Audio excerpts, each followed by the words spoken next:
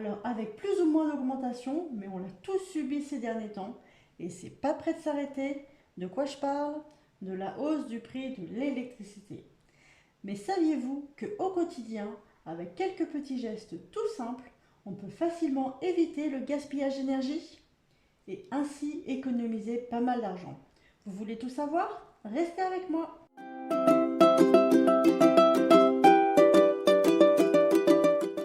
Bonjour à tous et bienvenue sur la chaîne Merci Budget. Alors pour les nouveaux, je me présente rapidement. Je m'appelle Géraldine, je suis salariée et j'ai en plus cette chaîne YouTube dans le but de vous aider à atteindre vos objectifs financiers. Si vous souhaitez reprendre vos finances en main, que vous souhaitez des astuces et des bons plans pour faire des économies, vous êtes au bon endroit. Alors oui, on l'a tous subi ces derniers mois. De nombreuses personnes ont eu de grosses factures d'électricité et ça, c'est pas prêt de s'arrêter. Et encore, je dirais qu'on est plutôt épargné comparé à certains pays parce que eux n'ont pas forcément le bouclier tarifaire. Alors on ne sait pas pour combien de temps le gouvernement nous mettra ce bouclier tarifaire en place. Donc c'est aussi à nous, au quotidien, de modifier un petit peu nos habitudes pour réduire au maximum notre consommation d'électricité. Dans cette vidéo, je vais vous donner plusieurs astuces. Alors, je suis sûre que vous en connaissez déjà pas mal, mais peut-être que vous ne les mettez pas encore en application. Et si vous ne les connaissez pas, je suis heureuse de pouvoir vous les présenter.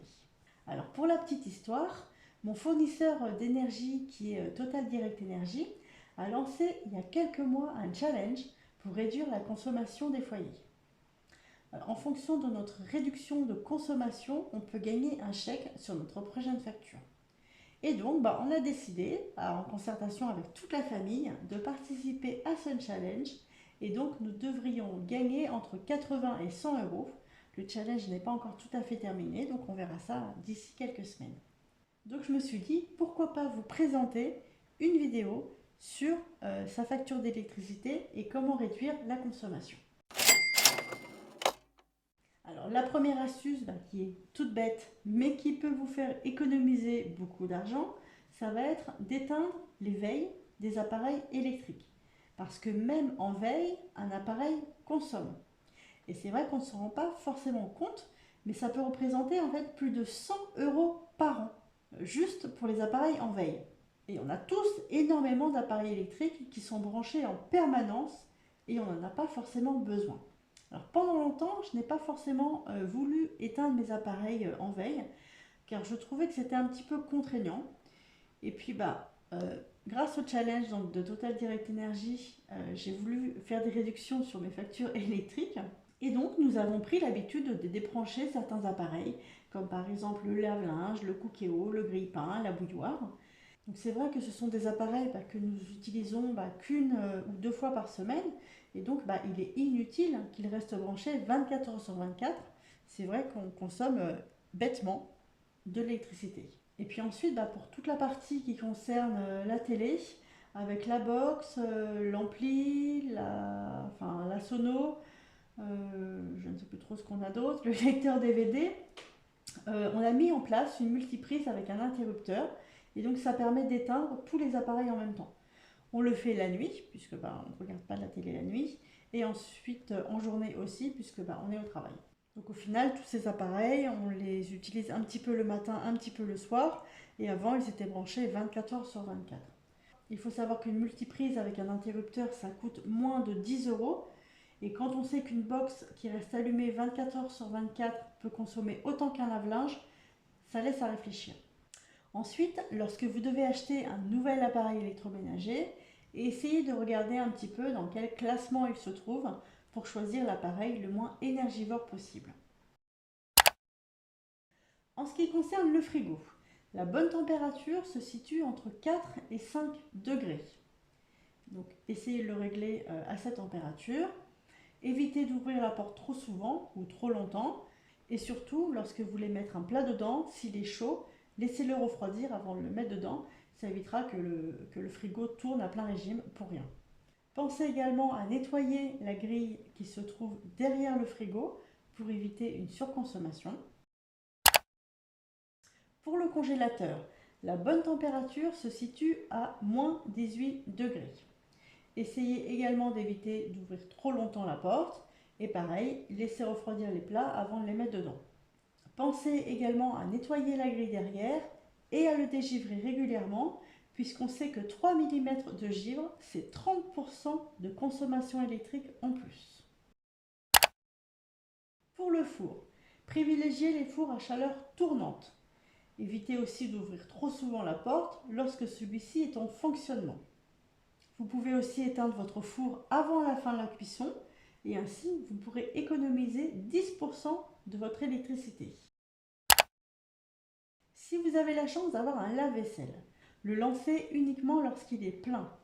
Ça peut paraître bête comme ça, mais quelques personnes ne le font pas. Privilégiez aussi le programme Eco. C'est un programme qui est plus long, mais qui consomme 45% d'électricité en moins qu'un programme normal, et même 60% d'électricité en moins qu'un programme intensif.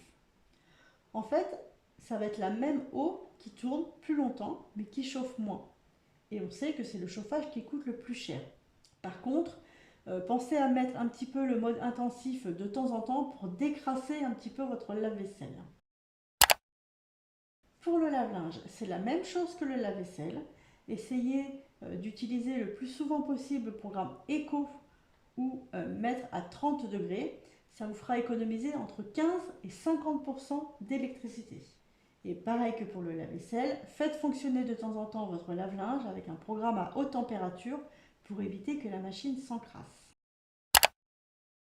Pour le sèche-linge, il faut savoir que c'est un appareil qui est assez gourmand en énergie, donc évitez au maximum de l'utiliser chez vous. Nous, on n'en a pas, comme ça c'est réglé, mais je comprends que pour certaines personnes, pour certaines familles, ce soit compliqué de faire autrement, mais si vous le pouvez, laissez plutôt sécher votre linge à l'air libre dès que possible. Ensuite, il faut savoir que vous pouvez mesurer la consommation de vos appareils électroménagers à un instant T avec un appareil qui s'appelle un wattmètre. J'en ai acheté un, effectivement, j'ai pu vérifier que certains appareils consommaient plus que ce que je m'étais imaginé. Donc c'est quelque chose que vous pouvez éventuellement faire.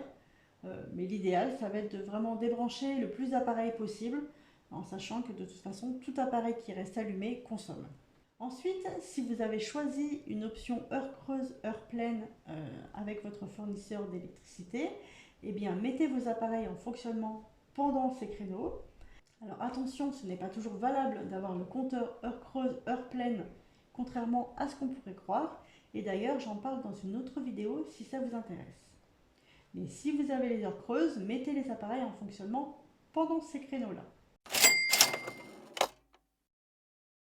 Concernant la lumière, je crois qu'on a tous entendu dans notre jeunesse la fameuse phrase « c'est pas Versailles ici !»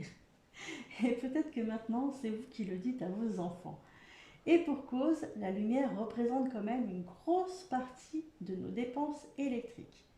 Donc petit rappel de base, on éteint la lumière quand on quitte une pièce, on réduit l'éclairage quand ce n'est pas nécessaire, on n'est pas obligé d'avoir 4 lumières dans nos toilettes.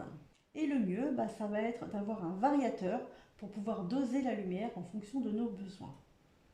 Pensez à changer les ampoules en mettant des LED.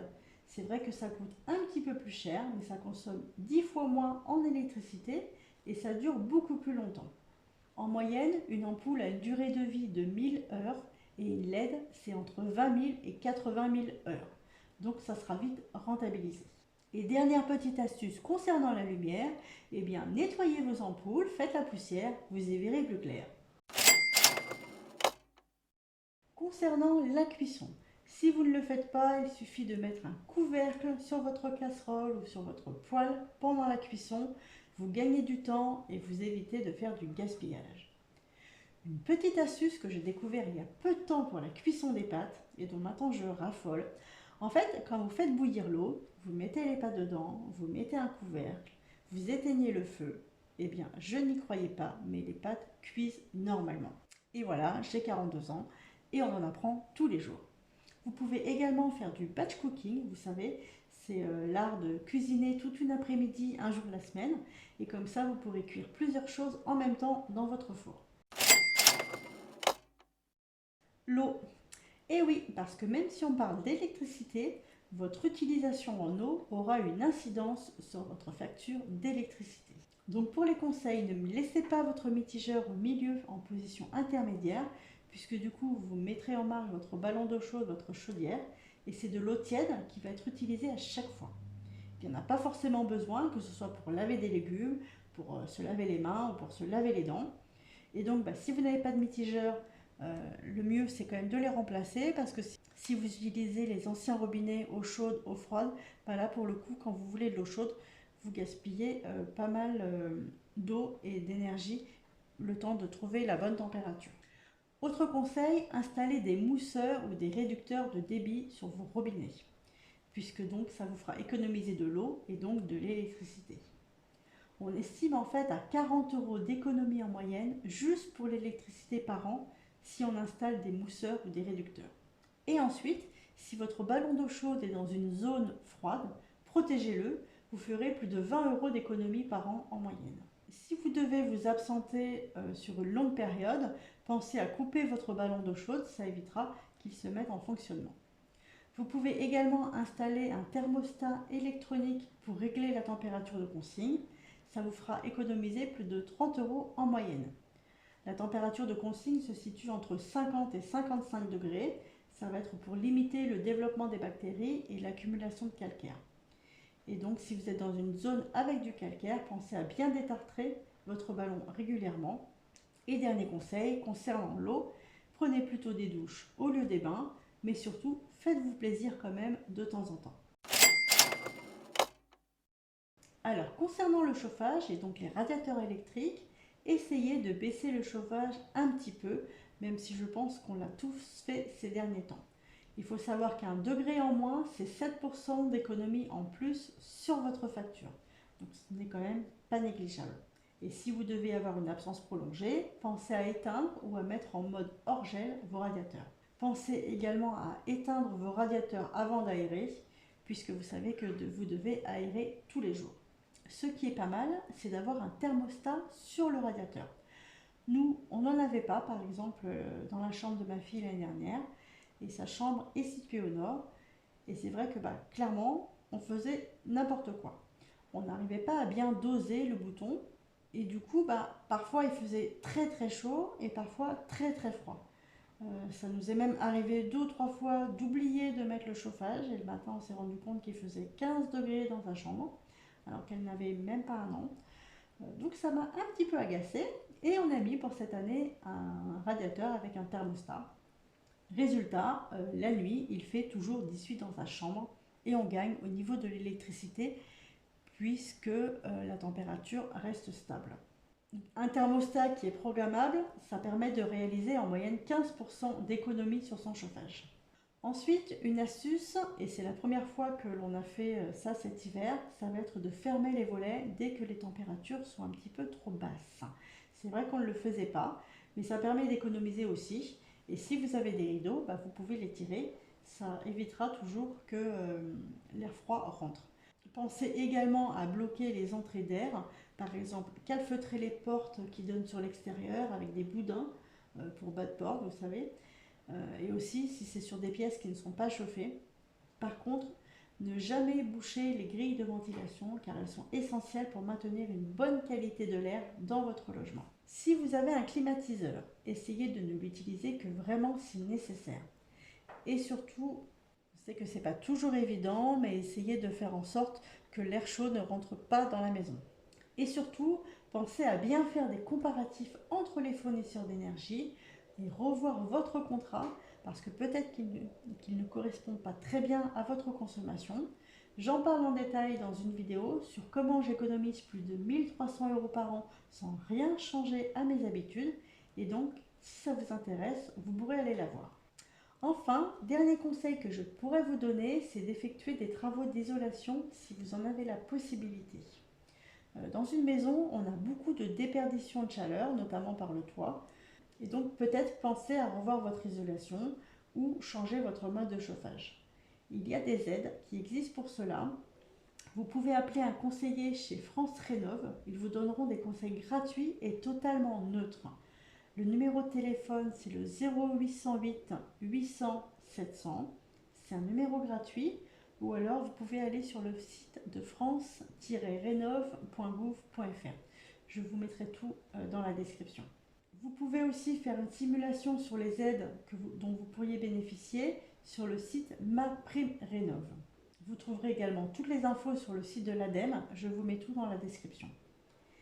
Et dernier conseil, surtout vérifiez votre consommation régulièrement sur le site de votre fournisseur d'énergie ou sur votre application.